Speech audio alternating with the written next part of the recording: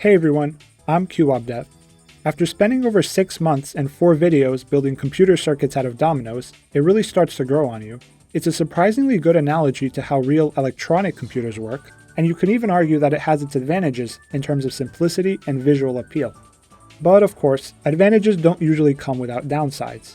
In the case of dominoes, that downside is, without a doubt, timing. Timing is needed everywhere, and it ruins everything. If even one part of your circuit isn't timed properly, things can and will go horribly wrong. Trust me, I know. But sadly, this is just part of the nature of dominoes, so we have to suck it up and deal with it. Or do we?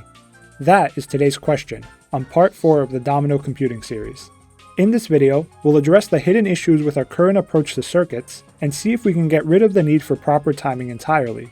In other words, is it possible to build asynchronous domino circuits? If you need to catch up, the link to all previous parts are in the description, including this domino simulation that I'm using. But without further ado, let's get to it.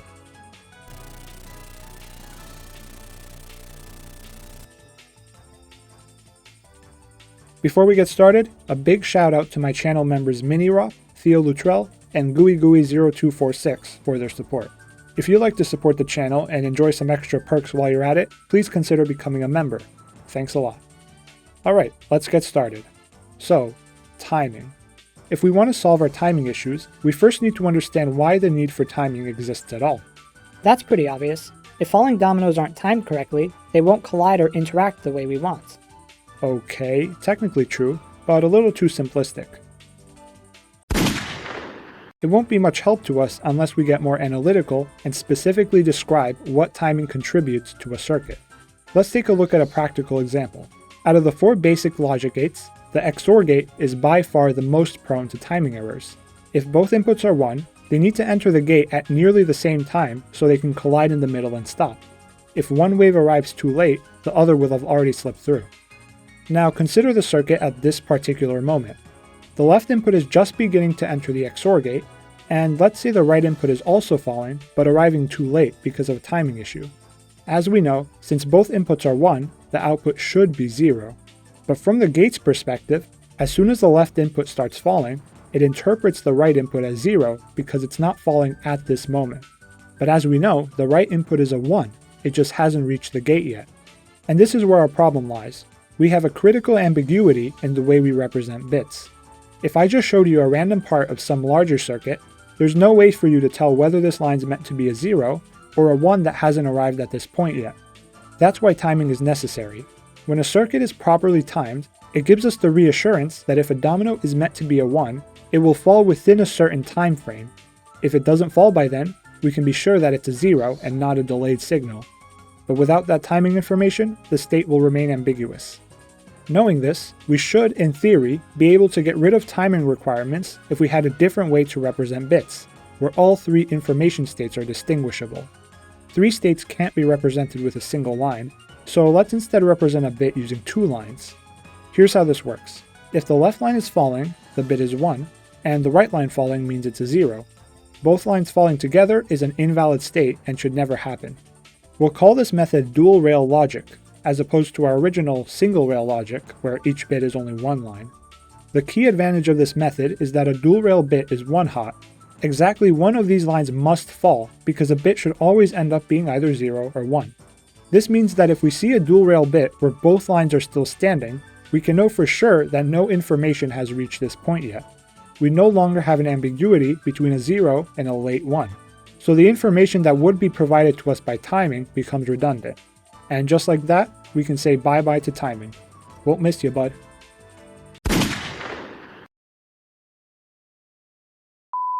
Alright, let's try to build some dual rail logic gates. We'll start with the NOT gate. Remember that in single rail logic, the NOT gate was actually one of the trickier gates to build, since you can't output a 1 with an input of 0 without adding a constant line. But funny enough, dual rail logic completely trivializes the NOT gate. To invert a bit, we can simply cross its lines so that the 1 line causes the 0 line to fall, and vice versa, all without the hassle of timing or additional constants. Sure feels good. Next, let's build the AND gate. The AND gate has 2 inputs, which makes it both more interesting and complex. We need to think about what sort of logic correctly computes each of the 2 output lines. The 0 line is the easy one. If we look at the AND gate's truth table, we can see that the output is 0 if either input is 0. In the case of our dual rail AND gate, the 0 output needs to fall if the 0 line of either input is falling. We can merge the 0 inputs with a single rail OR gate and use its output for the 0 line. Now we can do the 1 output, which of course falls only when both inputs are 1. So we can take the 1 inputs, pass them through a single rail AND gate, and use the output for the 1 line. And this is our dual rail AND gate, or rather just a diagram of it, because it doesn't actually work just yet. Remember, the whole reason we're using dual rail logic is to create asynchronous circuits. And while the single rail OR gate works perfectly fine without proper timing, the single rail AND gate doesn't. So to make this circuit asynchronous, we'll need to build a variation of the single rail AND gate, which I'll call the waiting AND gate. This gate should wait until both of its inputs fall, regardless of how much time it takes, before letting its output fall. How do we build this? Our current AND gate is sensitive to timing, but it's not nearly as sensitive as, say, the XOR gate. Rather than needing both inputs to fall at the same time, the only timing requirement is that this shorter input falls before the other. And we've taken advantage of this before. It's the exact same idea behind the AND memory cell. So what if we connected our gate's inputs to a pair of memory cells like this? Notice how each cell's inputs are swapped from the other. No matter which input we hit first, one gate will fail due to the wrong input order, but the other's inputs will fall in the right order and will work. Then the remaining input will activate whichever AND gate still works, and the circuit will finally output 1. And this is our waiting AND gate, which, funny enough, is just made of 2 semi-waiting AND gates. With that done, we can finish our dual rail AND gate, and here's what it looks like. We compute the 1 output by ANDing the 1 lines, and the 0 output by ORing the 0 lines. Up next is the OR gate. The OR gate is remarkably similar to the AND gate. Its output is 1 when either input is 1, and 0 only when both inputs are 0. That logic is more or less the opposite of the AND gate, requiring the exact same components, but backwards. This time, we'll merge the 1 lines with an OR gate, and the 0 lines with a waiting AND gate. And that's the dual rail OR gate. Simple as that. Finally, the XOR gate. This one's going to be a little tricky because unlike the other gates, we don't know the XOR gate's output until both inputs have arrived. There aren't any of those little shortcuts like, oh, if this line falls, we know for sure the output is this. Both inputs always have the ability to alter the output. And as for building it, well, actually, I'll be honest, I've thought about this for literal hours and I couldn't find a way to make an XOR gate. Yeah, it's surprisingly tricky. But not all hope is lost, because while we may not be able to directly build an XOR gate, we do have AND, OR, and NOT gates, which are more than enough to build whatever we want. So we can combine these gates to make a circuit that behaves like an XOR gate, and we'll get into that next. But on a quick side note, I'm honestly still curious if there really is a way to build a dual rail XOR gate without just making it out of other gates. You know, I make mistakes, and a little more often than I like to at that, so I definitely could have missed something. If you find a way to do it, let me know in the comments or on the Discord server. Surprise me. Anyway, how do we build XOR using AND, OR, and NOT? Well, this is just a matter of expressing its behavior in common terms. If you think about it, these logic gates are just representations of expressions we use in everyday language. When we say A and B, we mean both. When we say A or B, either one is acceptable. That's how we need to think about this problem. In fact, let's ditch the whole idea of circuits for a second. How would you describe the XOR operator in regular language? Well, we've done that plenty of times before. XOR is 1 when either of the inputs is 1, but not both. This definition is valid, but it's a little too convoluted to help us implement it with the 3 expressions we have. How can we rephrase this using AND, OR, and NOT as much as possible? Here's how I would say it. XOR is 1 when either A or B is 1, and NOT when both A and B are 1. This basically still means one or the other but not both, but in a more useful manner. If we strip away the filler words and formalize it a bit, we get the expression A or B and not A and B, which is equivalent to XOR.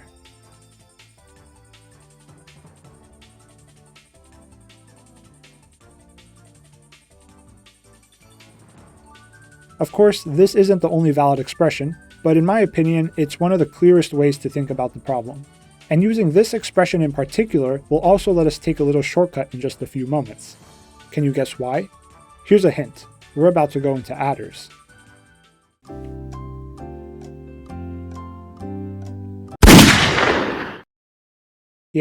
So now that we've done all the logic gates, let's move on to the half adder. As you know, the sum of the half adder is computed with an XOR gate, which we just made, and the carry with an AND gate. That's why I'm using this expression for XOR. The expression for the carry output is A and B, and that appears in our expression for XOR.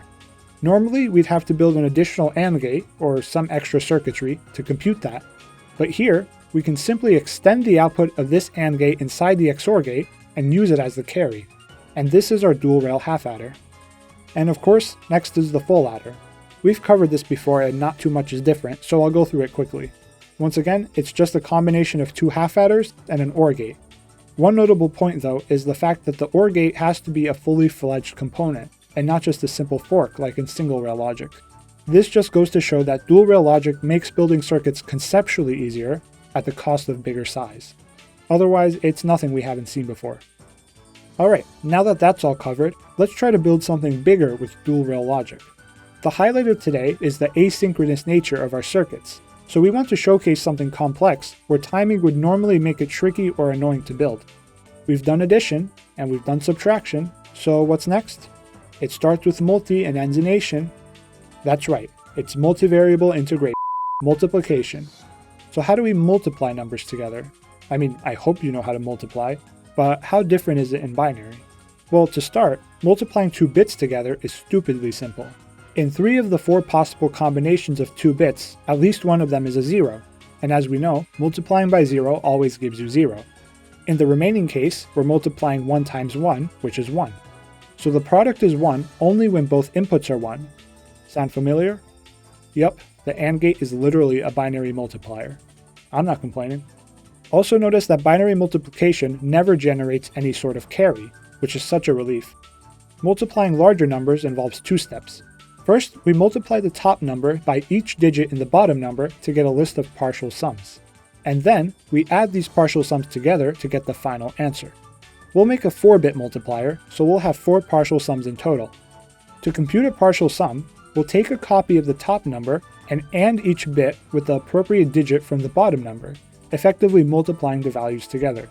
Notice how since we're only ever multiplying by 0 or 1, each partial sum is either 0 or equal to the top number. Yeah, binary really makes multiplication easy for us. Since we have 4 bits, we'll make 4 groups of 4 AND gates, with each group receiving a different bit from the bottom number, and that gives us our 4 partial sums. Next, we have to add them up, which is where our full adders come in. Now here, it's important not to make the mistake of adding the partial sums together as if their place values were aligned. Each sum is shifted to the left of the previous one to account for place values. So in the circuit, the rightmost bit of the second sum is actually the 2's place, and we have to make sure to add it to the 2's place of the first sum, not the 1's. But otherwise, it's just straightforward addition. Adding together 4 numbers involves 3 addition steps, meaning we need 3 ripple carry adders. Yeah, hopefully you're starting to see why the absence of timing is such a relief. And at last, here's the core of our binary multiplier. It's looking a little pale though, so let's talk features. As far as features are concerned, there are a few things I want to address. As you know, the last calculator we built was loaded with cool features. Negative numbers, decimal inputs, a 7-segment display, and more. As for this calculator, those features would make it more visually appealing, but I don't really want to add most of them, at least right now. And here's why. Our goal today has been to show that asynchronous domino circuits are possible. The highlight of this calculator is the fact that we can knock over inputs in any order with no regard to timing and still get the correct result. If we added a decimal interface to our inputs, all the binary inputs would fall together at the touch of a single trigger, and we won't be able to see how the calculator behaves on desynchronized inputs. And as for the 7-segment display, I mean, it's already huge in single rail. We've already recreated every logic gate in dual rail, so we know it's theoretically possible, but actually trying to build it is a very different story and way out of the scope of this video. But that doesn't mean we can't add any features to it. First of all, just because we can't add a decimal display, doesn't mean we can't add a binary one. Just a simplified readout that either shows a 0 or 1. Here's what such a display looks like. The left line knocks over the middle segment, displaying a 1, and the right line knocks over the surrounding segments, displaying a 0. And there's one more feature I'd like to add, which is negative inputs. In multiplication, the sign of a product is only dependent on the sign of its factors, and doesn't change how you do the actual multiplication. Two positive numbers make a positive and negative make a negative, and two negatives make a positive. If we assign a value of 0 to positive and 1 to negative, like in 2's complement, we can see that the truth table for the sign of the answer matches that of an XOR gate. So we can give each number an additional input, also in dual rail, and pass those through an XOR gate to compute the sign of the answer. We're using sign magnitude representation here, not 2's complement, because again, the multiplication itself doesn't care about the signs of the numbers, just the magnitudes. Now, there's one special case for the sign bit we need to consider. Let's say the user's a bit of a swear word poo-poo head, and multiplies 0 times 0, but enters one of the zeros with a negative sign. We should, of course, get an answer of 0, which is non-negative, but according to the signs of the inputs, the answer will be negative. And seeing a negative 0 on the display is, to say the least, very yucky. So we need an additional check to make sure we only output the negative sign if the answer is non-zero. To test for this, we can merge all of the output bits together with OR gates, ultimately producing a 1 if any part of the output is non-zero. Finally, we can AND the computed negative sign with this signal so that the negative sign is displayed only when the input signs lead to a negative number and the answer is non-zero. And that's our negative sign done, along with the rest of the calculator. And just a few aesthetic touches later, here's the final circuit, a dual rail binary multiplier.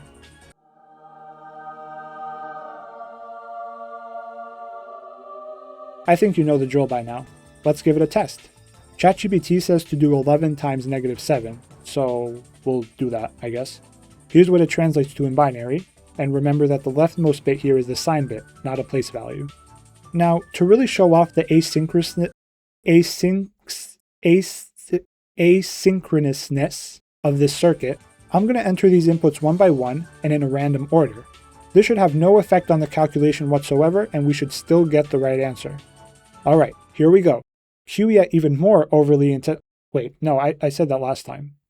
Q yet even more, no, okay, you know what, this is getting old anyway, just start it, go. I don't care anymore. Go. Go!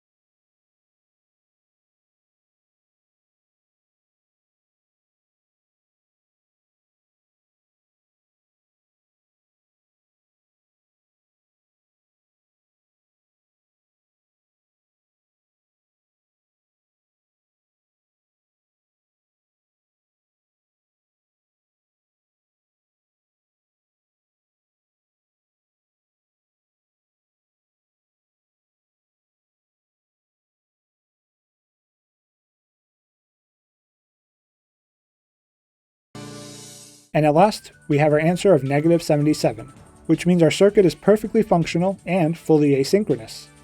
Yay!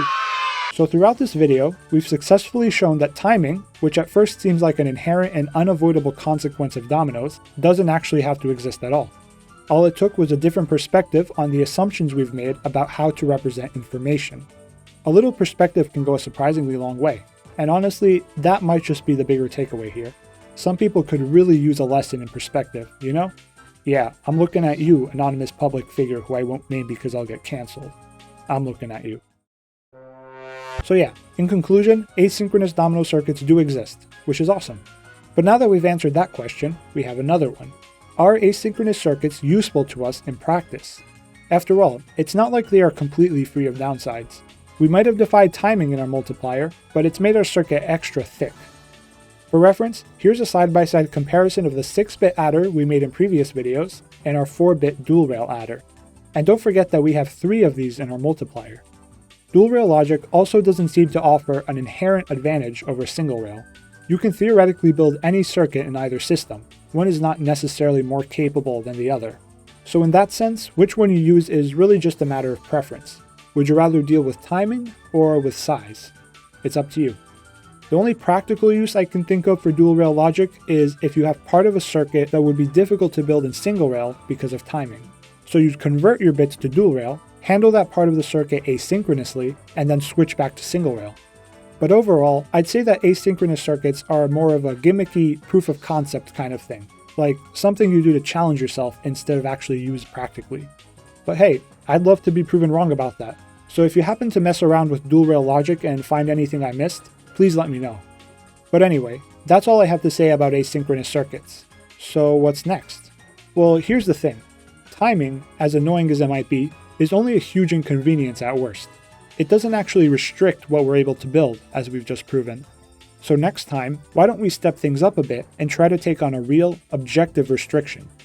Think about it. What is the single greatest limitation of any domino circuit? The one thing preventing us from building true computers? The reason I made ToppleBit in the first place? Many have said it, even more have thought it. It's that dominoes only fall once. Every time we run a circuit, we have to manually reset it to run it again. There's no way to reuse dominoes that have already fallen, which also means that circuits can't run for an indefinite amount of time. But what if they could? How would we even get them to do that? And most importantly, what more can we build if our dominoes were able to unfall? We'll find out soon. As always, be sure to like and subscribe if you haven't already. You can download the project files from my Discord server, link in the description, and one last thank you to my channel members for their amazing support. If you'd like to support the channel in future videos, consider becoming a member. It always means a lot. And with that, thanks for watching, and I'll see you next time.